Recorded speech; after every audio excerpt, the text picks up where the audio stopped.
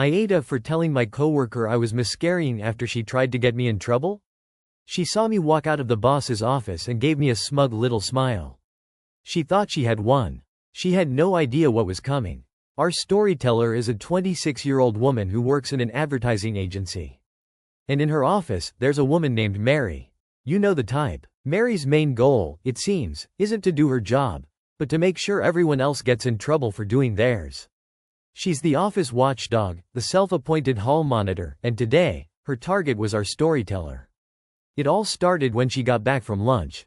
Her boss called her into the office. The tone was serious. Apparently, a coworker had filed a complaint.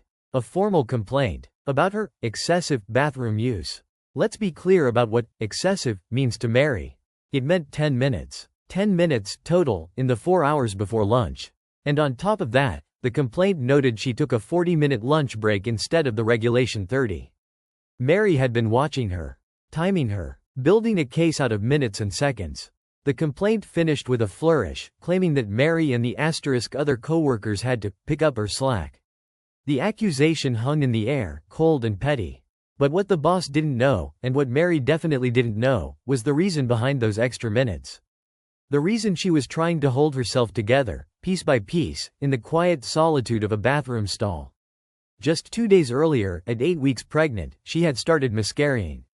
The grief was an ocean, and she was drowning in it. She'd called in sick on Tuesday. Wednesday was her scheduled day off. But Thursday she decided to come back. She couldn't bear the thought of sitting at home, alone with the silence, with the emptiness. She needed a distraction. She needed to feel normal, even if it was a lie. So she came to work, hoping the rhythm of deadlines and projects could offer some kind of shield against the pain. Standing in front of her boss, she had a choice. She could be vague, apologize, promise to be quicker. Or she could tell the truth. The raw, devastating truth. She chose the truth. She explained the situation, the whole horrible story. Her boss's face immediately softened from professional concern to genuine human compassion. She apologized profusely for even bringing it up, for putting her in this position. She offered her time off, anything she needed. But our storyteller shook her head.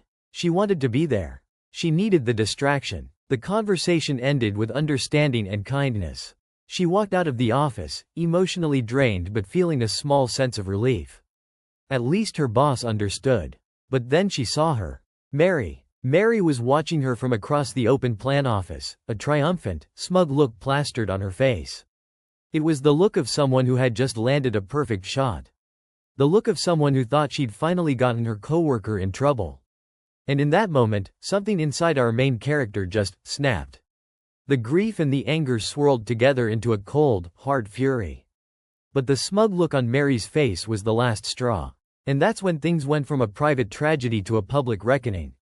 She walked directly over to Mary's desk. The office was quiet, the gentle hum of computers the only sound.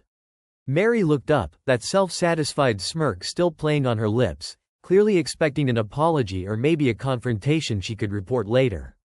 She got neither. Our storyteller leaned in slightly, her voice low but clear enough for anyone nearby to hear. "Sorry," she began, the word dripping with ice. "Sorry if you were so distracted by me being away from my desk for 20 minutes today."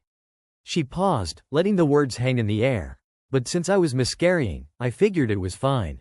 The bomb had been dropped. Mary's face went white. The smirk evaporated, replaced by a look of pure, unadulterated shock. Her mouth opened slightly, but no words came out. It was as if the air had been sucked out of her lungs. For the rest of the day, Mary didn't speak. She didn't make eye contact. She just stared at her screen, a ghost at her own desk. The victory she had been so sure of had turned to ash in her mouth. Later that day, after work, a coworker she was friendly with pulled her aside. This coworker had always been kind, someone she trusted. "Listen," the friend said gently, Mary was completely out of line. 100%. What she did was awful. She paused. "But, maybe you shouldn't have said that. You know, out loud. It's going to create a really uncomfortable work environment for everyone." And that's where she was left spinning. On one hand, she felt a burning sense of justice. Mary wanted to micromanage her life, to scrutinize her every move. Fine. Then she could deal with the messy, uncomfortable, human reality of it. You don't get to police people's bodies without being prepared to learn what those bodies are going through. Mary had started a war over 10 minutes in a bathroom. She had no right to be shocked when a real bomb was dropped in return. And what slack was Mary even talking about? They weren't collaborating on any projects. Her work was photography and video prep. It was entirely independent.